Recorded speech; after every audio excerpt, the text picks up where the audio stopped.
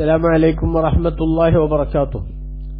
ഖുർആൻ പഠനം 1289, സൂറത്ത് തൗബ 38-39 സൂക്തങ്ങൾ. അഊദു ബില്ലാഹി മിനശ് ശൈത്വാനിർ റജീം. യാ അയ്യുഹല്ലദീന ആമനൂ മാ ലക്കും ഇദാ ഖീല ലക്കും ഉൻഫിറൂ ഫീ സബീലില്ലാഹി ഇസ്താഖൽതും ഇലൽ അർദ് أرضيتم بالحياة الدنيا من الآخرة فما متاع الحياة الدنيا في الآخرة إلا قليل إلا تنفروا يعذبكم عذابا أليما ويستبدل قوما غيركم ولا تضروه شيئا والله على كل شيء قدير. صدق الله العظيم. بسم الله والحمد لله والصلاة والسلام على سيدنا محمد وآله وصحبه ومن تبعهم بإحسان إلى يوم الدين. أما بعد. يا أيها الذين آمنوا ഓ സത്യവിശ്വാസികളെ, മാലക്കും നിങ്ങൾക്ക് എന്തു പറ്റി, അല്ലെങ്കിൽ എന്ത് കാരണമാണ് നിങ്ങൾക്ക് പറയാനുള്ളത്? ഇദാ ഖീല ലക്കും ഉൻഫിറൂ ഫീ സബീലില്ലാഹ്, അള്ളാഹുവിന്റെ മാർഗത്തിൽ നിങ്ങൾ യുദ്ധത്തിന് പുറപ്പെടുമെന്ന് നിങ്ങളോട് പറയപ്പെട്ടാൽ, ഇസ്താഖൽതും മിനൽ അർളി, നിങ്ങൾ ഭൂമിയിലേക്ക് പറ്റിപ്പിടിച്ചുകൂടാൻ നിങ്ങൾക്ക് എന്തു പറ്റി?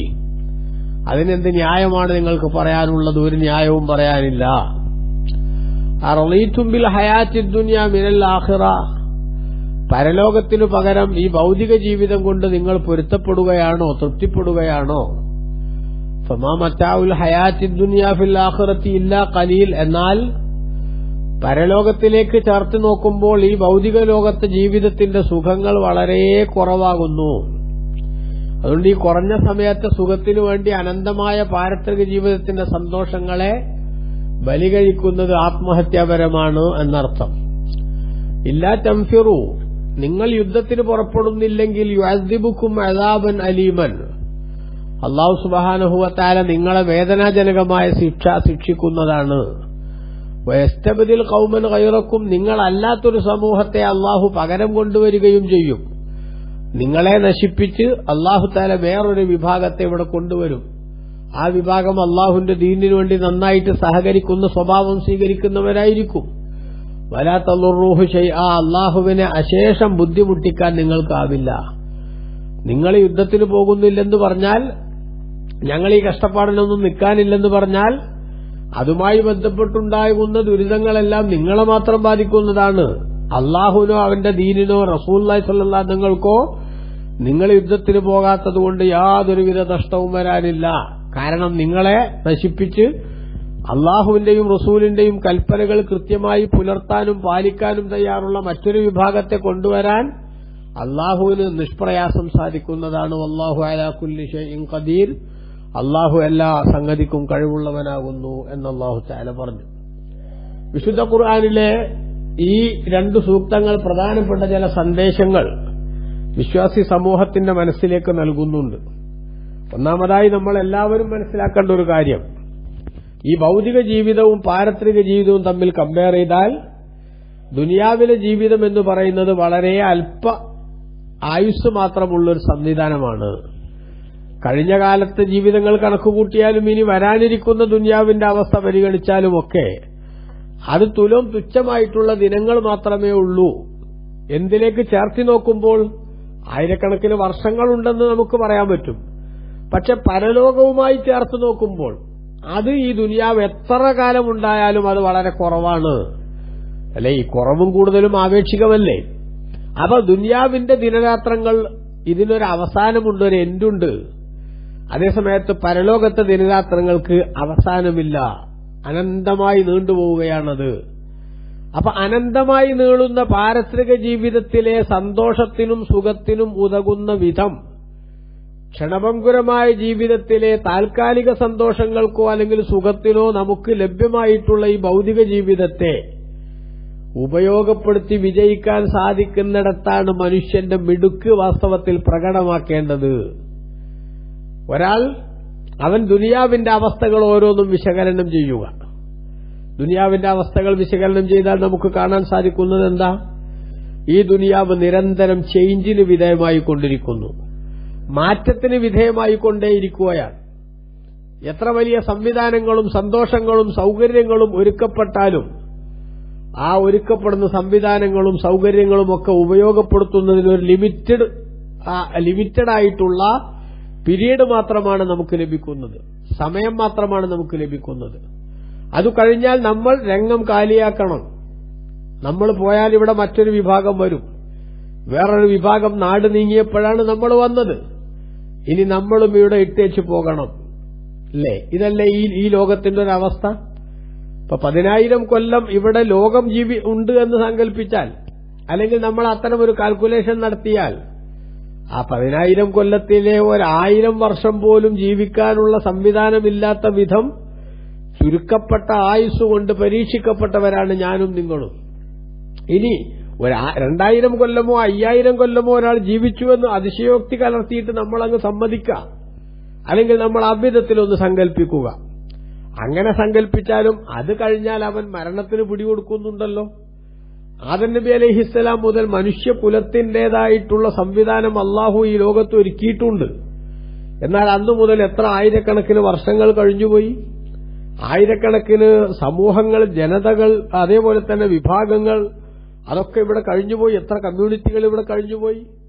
ഓരോ കാലഘട്ടത്തെ സമൂഹത്തിനും പ്രത്യേകമായിട്ടുള്ള വിശേഷണങ്ങൾ നമുക്ക് പറയാൻ സാധിക്കുമല്ലോ. സ്വാധീനമുള്ളവരാ കൂട്ടത്തിൽ എമ്പാടുമുണ്ടായിരുന്നുവല്ലോ. സാമ്പത്തികമായ അഭിവൃദ്ധിയുള്ളവരാ കൂട്ടത്തിലുണ്ടായിരുന്നുവല്ലോ. അതേപോലെ ആൾബലമുണ്ടായിരുന്നവർ, ആയുധബലമുണ്ടായിരുന്നവർ, ശാരീരിക ക്ഷമതയുണ്ടായിരുന്നവർ, ഇങ്ങനെ തുടങ്ങി ഭൌതിക ലോകത്തെ പ്ലസ് പോയിന്റായി പരിഗണിക്കപ്പെടാവുന്ന സകലമാന സംവിധാനങ്ങളും കൈപ്പിടിയിൽ ഒതുക്കി മുന്നോട്ട് പോയിട്ടും ആ ആളുകളെല്ലാം ഒരു നിശ്ചിത ദിനം കഴിഞ്ഞപ്പോൾ രംഗം കാലിയാക്കേണ്ടി വന്നു. അവരും മരണത്തിന് പിടികൊടുക്കേണ്ടി വന്നു. അതുകൊണ്ട് തന്നെ ഈ ലോകത്ത് തർക്കമില്ലാത്തൊരു കാര്യമായിട്ട് മരണം എന്നത് മാറിയിരിക്കുകയല്ലേ. അപ്പൊ നമ്മളും ഇവിടുന്ന് രംഗം വിടേണ്ടവരാണ്. അല്പസമയത്തേക്കുള്ള താമസവും സന്തോഷവും സുഖങ്ങളും മാത്രമാണ് നമുക്കിവിടെ അനുവദിക്കപ്പെട്ടിട്ടുള്ളത്. എന്നാൽ ഈ താൽക്കാലികമായ സുഖത്തിന്റെയും സന്തോഷത്തിന്റെയും ലഹരിയിൽ അനന്തമായ പാരത്രിക ജീവിതത്തിന്റെ സന്തോഷത്തെയും സുഖത്തെയും ഹോമിക്കാനോ ബലികഴിക്കാനോ തയ്യാറാവുന്ന മനുഷ്യനേക്കാൾ ബുദ്ധിശൂന്യൻ മറ്റാര്? ഇതാണ് പ്രിയപ്പെട്ട സഹോദരങ്ങളെ നമ്മൾ ഇവിടെ മനസ്സിലാക്കേണ്ട ഏറ്റവും പ്രധാനപ്പെട്ട ഒരു കാര്യം. മുത്തുനബി സല്ലല്ലാഹു അലൈഹി വസല്ലമ തങ്ങൾ കൃത്യമായും ഈ കാര്യം നമ്മുടെ ശ്രദ്ധയിൽപ്പെടുത്തിയിട്ടുണ്ടല്ലോ.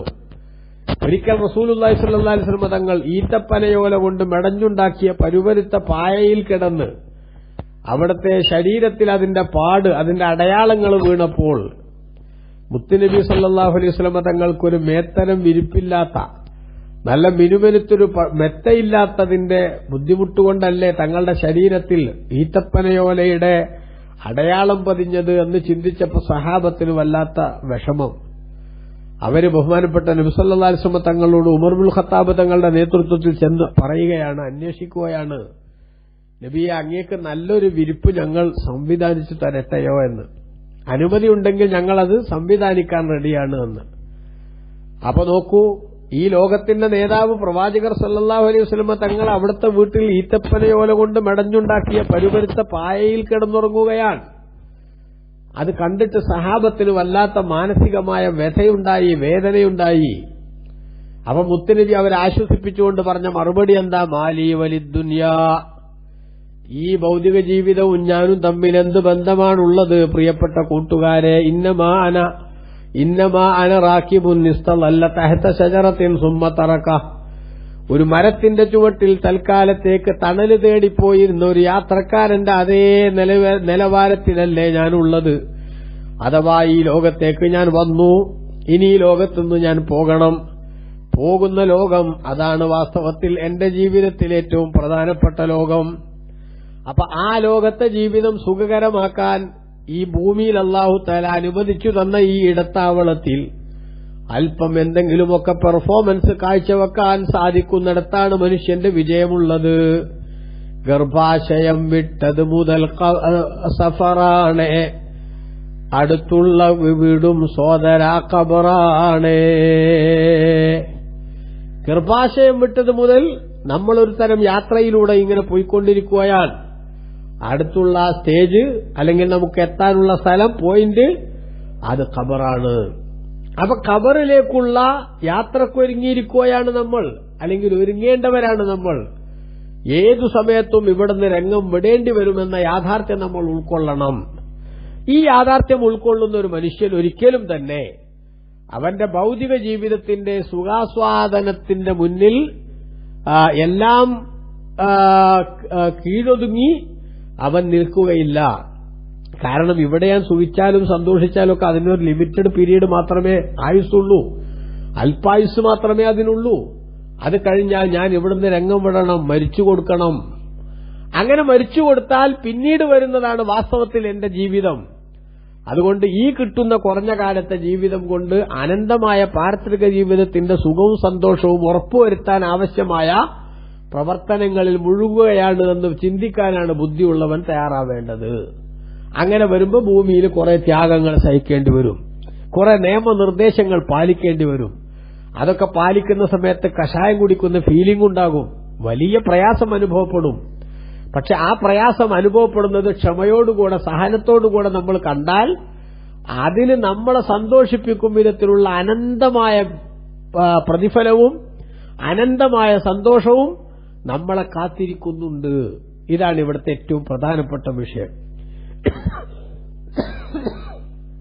ഇനി അതിന്റെ തുടർച്ചയായി അല്ലാഹു തആല ചോദിക്കുന്നതാണ് ഇവിടെ, യാ അയ്യുഹല്ലദീന ആമനു, ഓ സത്യവിശ്വാസികളെ, മാലക്കും നിങ്ങൾക്ക് എന്തു പറ്റി, ഇദാ ഖീല ലക്കും ഉൻഫിറൂ ഫീ സബീലില്ലാഹ്, അല്ലാഹുവിന്റെ മാർഗത്തിൽ യുദ്ധത്തിന് നിങ്ങൾ പുറപ്പെടുമെന്ന് നിങ്ങളോട് പറയപ്പെട്ടാൽ, ഇസ്സാഖൽതും മിനൽ അർളി, നിങ്ങൾ ഭൂമിയിലേക്ക് പറ്റിപ്പിടിക്കുന്നുവോ, അല്ലെങ്കിൽ ഭൂമിയിലേക്ക് നിങ്ങൾ ചായുന്നുവോ, ഭൂമിയിൽ അഭയം പ്രാപിക്കുന്നുവോ, യുദ്ധത്തിന് ഞങ്ങളില്ല എന്ന മനോഗതി നിങ്ങൾ പിന്തുടരുന്നുവോ? അങ്ങനെ പിന്തുടരുന്നതിന്റെ അർത്ഥം എന്താ? റളീതും ബിൽ ഹയാത്തിദ് ദുനിയ മിനൽ ആഖിറ, പാരത്രിക ജീവിതത്തിന് വിജയത്തിന് പകരം ഭൗതിക ജീവിതം കൊണ്ട് നിങ്ങൾ തൃപ്തിപ്പെട്ടുവോ? ആഖിറത്തിൽ എന്തായാലും കുഴപ്പമില്ല, ഞങ്ങൾക്ക് ഇവിടെ വിജയിച്ചാലും സന്തോഷിച്ചാലും മതി എന്ന നിലപാടിലേക്ക് നിങ്ങൾ തരം താഴ്ന്നുവോ? എന്നാൽ നിങ്ങൾ മനസ്സിലാക്കേണ്ടത് എന്താ? ഫമാ മതാഉൽ ഹയാത്തിദ് ദുനിയ ഫിൽ ആഖിറതി ഇല്ലാ ഖലീൽ, പരലോകവുമായി കമ്പയർ ചെയ്യുമ്പോൾ, തുലനം ചെയ്തു നോക്കുമ്പോൾ ഭൗതിക ജീവിതത്തിന്റെ സുഖങ്ങൾ അല്പം മാത്രമാകുന്നു.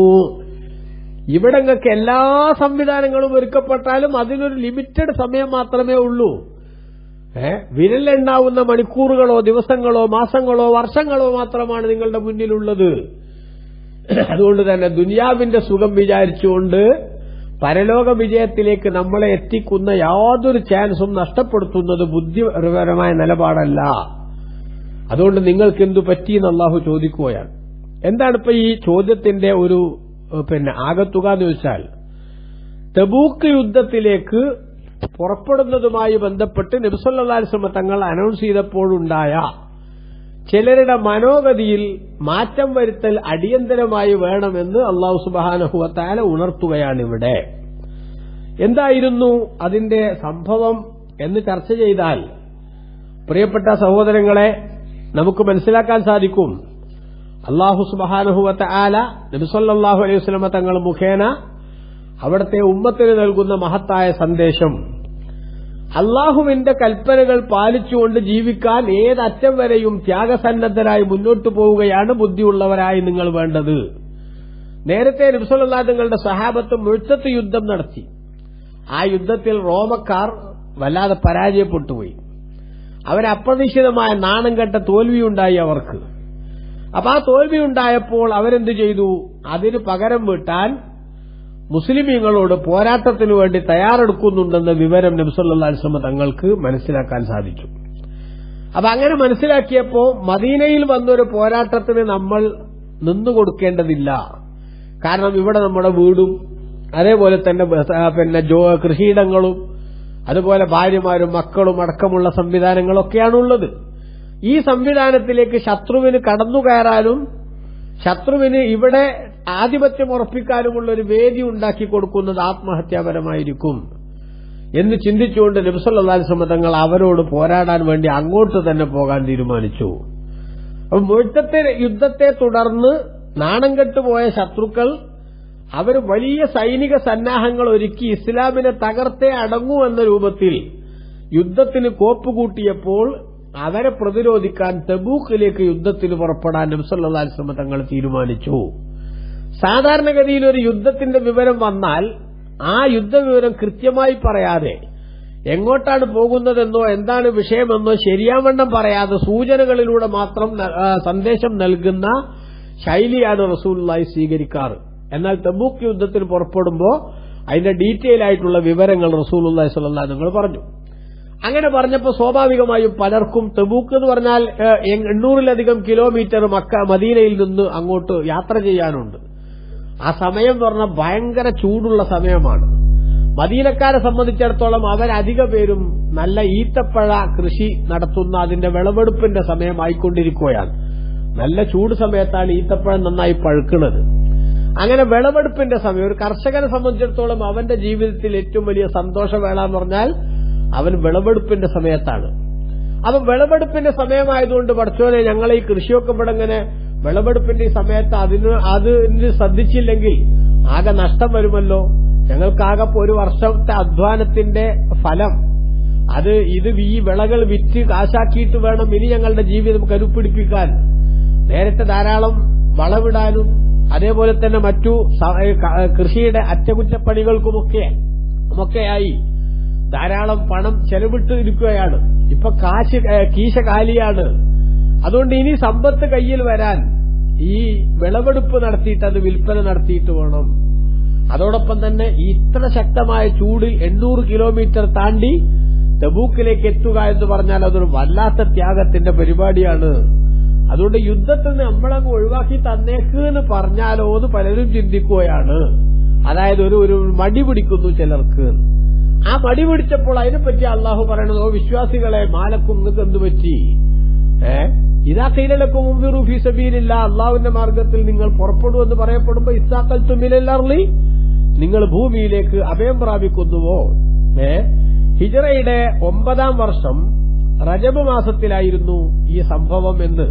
അതായത് അതിനു മുമ്പ് തായിഫ് യുദ്ധം അതേപോലെ തന്നെ ഹുനൈൻ യുദ്ധം ഇതൊക്കെ കഴിഞ്ഞ അതിന്റെ ക്ഷീണവും വാസ്തവത്തിൽ സഹാബത്തിന് മാറിയിട്ടില്ല.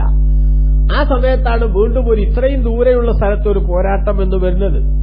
അപ്പൊ എല്ലാ സംവിധാനങ്ങളും വെച്ച് അളന്നു നോക്കിയാലും എല്ലാ പ്രതിബന്ധങ്ങൾ മാത്രമാണ്, തടസ്സങ്ങൾ മാത്രമാണ് മുന്നിലുള്ളത്. ഒരു യുദ്ധത്തിന്റെ ഹാങ് ഓവർ മാറിയിട്ടില്ല. അതോടൊപ്പം തന്നെ 800 കിലോമീറ്റർ യാത്ര എന്ന് പറയുന്നത് വളരെ ദുഷ്കരമാണ്. അതോടൊപ്പം സാമ്പത്തികമായി എല്ലാവരും ഇപ്പോൾ നടുപൊടിഞ്ഞു കിടക്കുന്ന അവസ്ഥയാണ്. അതുകൊണ്ട് കാലാവസ്ഥക്ക് ഒന്നുകൂടി മെച്ചപ്പെട്ട് ഈ വിളവെടുപ്പൊക്കെ ഒന്ന് നടത്തിയിട്ട് കയ്യിൽ കുറച്ച് ക്യാഷൊക്കെ വന്ന് യുദ്ധഫണ്ടിലേക്ക് ആവശ്യമുള്ള സംവിധാനങ്ങൾക്കൊക്കെ സഹായിച്ചിട്ടൊക്കെ പോരെ, ഇപ്പൊ തന്നെ എന്തിനാ യുദ്ധത്തിന് പോകുന്നത് എന്ന അർത്ഥത്തിലുള്ള ഒരു മെല്ലെപ്പോക്ക് നയത്തെക്കുറിച്ച് പലരും ആലോചിച്ചു. അപ്പൊ മുത്തുനബി സല്ലല്ലാഹു അലൈഹി വസല്ലം തങ്ങൾ മുഖേന അല്ലാഹു സുബ്ഹാനഹു വ തആല ഉമ്മത്തിനെ അറിയിച്ചതാണ്, അല്ലാഹു തആല യുദ്ധത്തിന് പുറപ്പെടാൻ നിങ്ങൾക്ക് നിർദ്ദേശം തന്നാൽ അത് സമയമേതാണ്, കാലമേതാണ്, അതിനെന്തുമാത്രം ബുദ്ധിമുട്ടുണ്ടാകും, അല്ലെങ്കിൽ സാമ്പത്തികമായിട്ട് ഞങ്ങൾക്ക് ചെറിയ പ്രയാസങ്ങളുണ്ട്, ഇതൊന്നും പറയാൻ നിങ്ങൾക്ക് പാടില്ല. നിങ്ങൾ അള്ളാഹുവിന്റെ കൽപ്പന പാലിച്ചുകൊണ്ട് പുറപ്പെടുക തന്നെ വേണം. ഇതാണ് അല്ലാഹു സുബ്ഹാനഹു വ തആല പറഞ്ഞത്. അങ്ങനെ മഹാന്മാരായ സഹാബത്ത് അതിന് റെഡിയായി. അവർ യുദ്ധത്തിന് പുറപ്പെടാൻ തീരുമാനിച്ചു. അബൂബക്കർ സിദ്ദീഖ് റളിയല്ലാഹു അൻഹു അടക്കമുള്ള എല്ലാ സഹാബികളും സാമ്പത്തികമായി യുദ്ധഫണ്ടിലേക്ക് സിദ്ദീഖ് റളിയല്ലാഹു അൻഹു വീട്ടിലുള്ളത് മുഴുവനും കൊണ്ടുവന്ന് കൊടുത്തു എന്നാണ്. എന്താ വീട്ടിലുള്ളത് ചോദിച്ചാൽ അള്ളാഹുവിന്റെ റസൂലിനെയും പൊരുത്തം മാത്രം വെച്ച് ബാക്കിയൊക്കെ എടുത്തുകൊടുത്തിട്ടുണ്ട് എന്ന് പറഞ്ഞു. ഉമർ റളിയല്ലാഹു അൻഹു തന്റെ സമ്പത്തിന്റെ പകുതി കൊണ്ടുവന്നു. അന്ന് ഏറ്റവും കൂടുതൽ സാമ്പത്തിക സഹായം ചെയ്തത് മഹാനായ ഉസ്മാൻ ബിൻ അഫ്ഫാൻ റളിയല്ലാഹു അൻഹു ആണ്.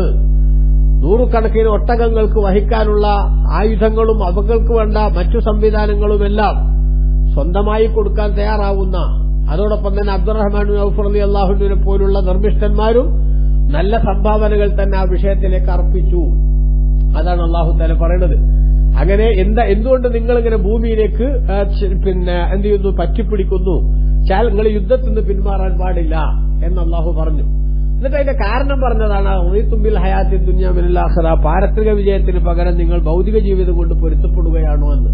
ഫമാ മതാഉൽ ഹയാത്തി ദുനിയ ഫിൽ ആഖിറത്തി ഇല്ലാ ഖലീൽ, എന്നാൽ പരലോകത്തിലേക്ക് ചേർത്ത് നോക്കുമ്പോൾ ഭൗതിക ജീവിതത്തിന്റെ സുഖങ്ങൾ അത് വളരെ കുറച്ച് മാത്രമാണ്. അതുകൊണ്ട് ഈ കുറച്ചിനു വേണ്ടി നിങ്ങൾ അനന്ത സാധ്യതയുള്ള പരലോക വിജയം തട്ടിത്തെറിപ്പിക്കരുത് എന്നർത്ഥം. എന്നിട്ട് അള്ളാഹു പറഞ്ഞതാണ്, ഇല്ലാ തംസിറു, നിങ്ങൾ പുറപ്പെടുന്നില്ലെങ്കിൽ അള്ളാഹ്ക്കൊന്നും വരാനില്ല, മറിച്ച് യുഅസിബുക്കും അദാബൻ അലീമ, നിങ്ങൾ അവൻ വേദനാജനകമായ ശിക്ഷ ശിക്ഷിക്കും. എന്നിട്ട് വയസ്തബുദിൽ ഖൗമിന് ഖൈറുക്കും, നിങ്ങളല്ലാത്തൊരു സമൂഹത്തെ അള്ളാഹു പകരം കൊണ്ടുവരും. നിങ്ങൾ അള്ളാഹു താൻ നശിപ്പിച്ചത് പുതിയ ജനറേഷൻ ഇവിടെ അള്ളാഹു കൊണ്ടുവരും. അങ്ങനെ കൊണ്ടുവന്നാൽ ആ ആളുകൾ അള്ളാഹുവിന്റെ കൽപ്പന എങ്ങനെയാണോ അതനുസരിച്ച് പ്രവർത്തിക്കുന്ന മനോഗതിയുള്ളവരായിരിക്കുകയും ചെയ്യും. അങ്ങനെ വരുമ്പോ ലാത്തൂഹു ചെയ്യാ അള്ളാഹിന് ഒരു നിലക്കും ബുദ്ധിമുട്ടിക്കാൻ നിങ്ങൾക്ക് പറ്റൂല, അല്ലെങ്കിൽ അവന്റെ മതത്തെ ബുദ്ധിമുട്ടിക്കാൻ നിങ്ങൾക്ക് പറ്റൂല. അള്ളാഹു അവന്റെ മതത്തെ സഹായിക്കുകയും സംരക്ഷിക്കുകയും ചെയ്യും. പക്ഷെ അത് നിങ്ങളിലൂടെ ആവുക എന്ന ആ ഒരു സൗഭാഗ്യത്തിന് നിങ്ങൾക്ക് അവസരം വന്നിരിക്കുകയാണ്. അത് കളഞ്ഞു കുളിക്കരുത്. അല്ലാഹു അലാ കുല്ലി ഷൈഇൻ ഖദീർ, അള്ളാഹു എല്ലാത്തിനും കഴിവുള്ളവനാണ് എന്ന് അല്ലാഹു സുബ്ഹാനഹു വ തആല പറഞ്ഞു. ആ പ്രിയമുള്ളവരെ, അർപ്പണബോധത്തോടുകൂടെ മുന്നോട്ട് പോവുക, ഭൗതിക ജീവിതം താൽക്കാലികമാണെന്ന് മനസ്സിലാക്കുക, അനന്തമായ പാരിത്രിക ജീവിതത്തിന്റെ സന്തോഷത്തിനു വേണ്ടി ഇവിടത്തെ ബുദ്ധിമുട്ടുകൾ സഹിക്കാൻ തയ്യാറാവുക. ഇതൊക്കെയാണ് ഈ പറയുന്ന നിർദ്ദേശത്തിന് ചുരുക്കം. അല്ലാഹു നമുക്ക് തൗഫീഖ് നൽകട്ടെ. ആമീൻ. വസല്ലല്ലാഹു അലാ സയ്യിദിനാ മുഹമ്മദിൻ വഅലിഹി വസഹബിഹി വസല്ലം. വൽഹംദുലില്ലാഹി റബ്ബിൽ ആലമീൻ.